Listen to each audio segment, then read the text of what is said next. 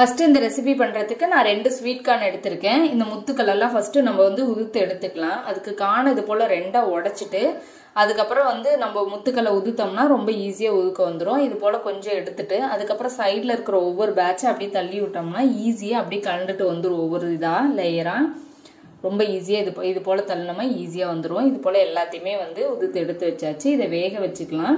நான் தண்ணி வந்து பாத்திரத்துல கொதிக்க வச்சிருக்கேன். இந்த மாதிரி தண்ணி கொதிக்கிற ஸ்டேஜ்ல வந்து நம்ம வந்து கார்னை உள்ள சேர்த்துக்கலாம். சேர்த்துட்டு இது நல்லா வெந்து வரதுக்கு ஒரு 10 நிமிஷம் பக்கம் ஆகும். இதை வந்து நல்லா சாஃப்டா வேக வச்சு எடுத்துக்கலாம். இதுல வந்து உப்பு பிடிச்சி வேகிறதுக்காக ஒரு 1/2 டீஸ்பூன் உப்பும் கொஞ்சம் மஞ்சள் தூளும் வந்து சேர்த்துக்கிறேன். சேர்த்துட்டு இதை நல்லா கலந்து விட்டு நல்லா ஒரு 10 நிமிஷத்துக்கு சாஃப்டா கார்னை வேக வச்சு எடுத்துக்கலாம். இப்போ கார்ன்லாம் நல்லா வெந்துருச்சு.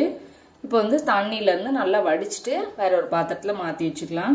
இது போல எல்லாத்தையுமே வந்து எடுத்து நல்லா தண்ணி வடிச்சிட்டு இன்னொரு பாத்திரத்துல சேர்த்துக்கலாம். இப்போ எல்லா கார்னையும் எடுத்து வச்சாச்சு.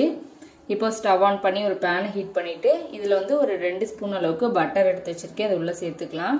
நம்ம அந்த மசாலாலாம் சேர்க்கறதுக்கு முன்னாடி இது போல பட்டர்ல ஒரு வாட்டி நல்லா வதக்கிட்டு செஞ்சோம்னா சாப்பிட்றதுக்கு ரொம்ப நல்லா டேஸ்டா இருக்கும்.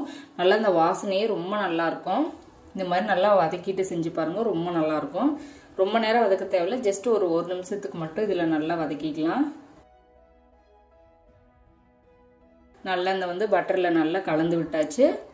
இப்போ எடுத்து நல்ல ஒரு அகலமான பாத்திரத்துக்கு இதை மாத்திக்கலாம். இதுக்கு வந்து தேவையான அளவுக்கு உப்பு சேர்த்துட்டு இது கூட ஒரு 1/2 டீஸ்பூன் அளவுக்கு மிளகாய் தூள் சேர்த்துக்கலாம். இது கூடவே ஒரு 1/2 டீஸ்பூன் அளவுக்கு மிளகுத்தூள் சேர்த்துக்கலாம். இது கூட நான் 1 டீஸ்பூன் அளவுக்கு சாட் மசாலா எடுத்து வச்சிருக்கேன், அதையும் சேர்த்துக்கலாம். இது கூட சின்ன சைஸ் வெங்காயமா பெரிய வெங்காயம் வந்து பொடியா கட் பண்ணி வச்சிருக்கேன், அதையும் உள்ள சேர்த்துக்கலாம்.